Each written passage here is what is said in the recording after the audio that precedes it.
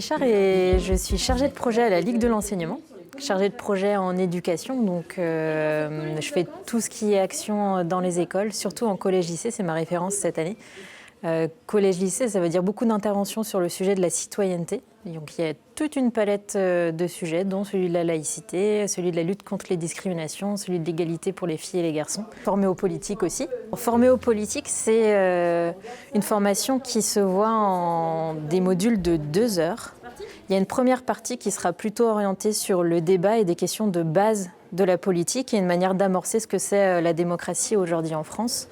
Puis ensuite, on rentre dans le vif du sujet. Dans une deuxième partie, on essaye de voir ce que c'est la démocratie, d'essayer d'en définir les modalités. Et ensuite, on essaye de voir quelles sont les institutions qui font la politique en France.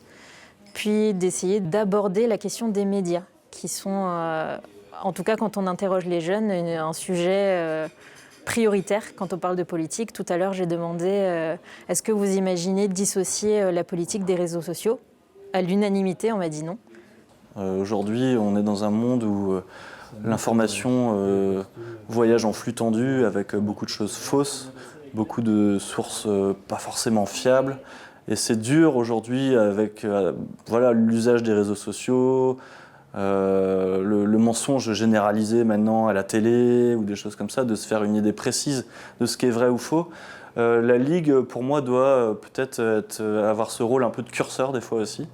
C'est un peu dur, on y travaille beaucoup parce que personne n'a vraiment encore la solution à ce problème-là.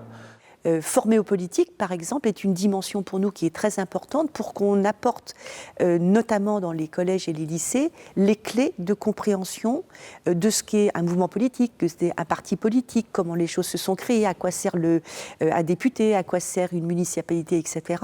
Et souvent, par méconnaissance de l'environnement général, eh bien, de fausses idées sont véhiculées ou on rejette systématiquement. Donc, c'est une forme de faire de politique, ou en tout cas d'accompagner vers une démocratie mieux comprise. En tout cas, c'est ce que nous espérons. Oui, oui et oui.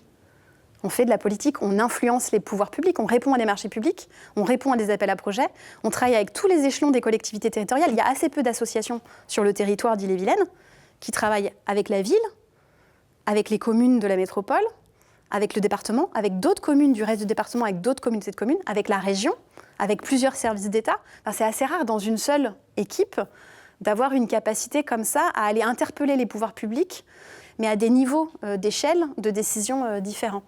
Donc oui, et puis d'ailleurs s'engager dans la vie associative. Quand une personne devient bénévole dans une association, elle fait de la politique. Elle donne de son temps pour un projet commun et elle s'inscrit dans un projet de cohésion sociale. Donc pour moi, elle fait de la politique aussi. Il y a une défiance très forte des jeunes, mais pas seulement des jeunes, en fait, des citoyens envers la politique. La plupart des citoyens, ils ne vont pas voter, ils ne vont plus voter et ils disent ras-le-bol. Et donc je crois que la Ligue de l'enseignement, ouais, c'est un bon levier pour permettre un renouveau et une formation politique. Je dis un renouveau parce que je pense qu'elle l'a toujours fait, mais elle n'a pas assumé qu'elle le faisait. Et y compris, peut-être que ce que je dis là, dans le réseau, ça ne serait pas accepté par tous.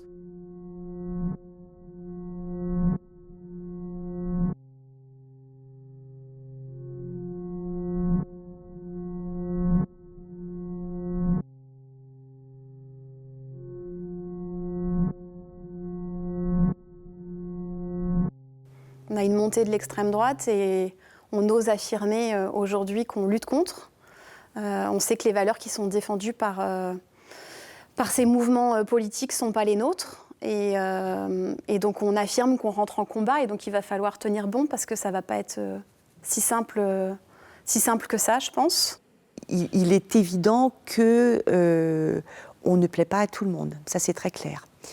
Et on le voit déjà dans certains territoires où un certain nombre de partis plus marqués sont arrivés au pouvoir. Nos amis dans le Nord notamment et aussi dans le Sud sont beaucoup plus contraints financièrement qu'ils n'ont pu l'être. L'époque qui nous vient va nous demander d'être peut-être des fois plus tranchés politiquement.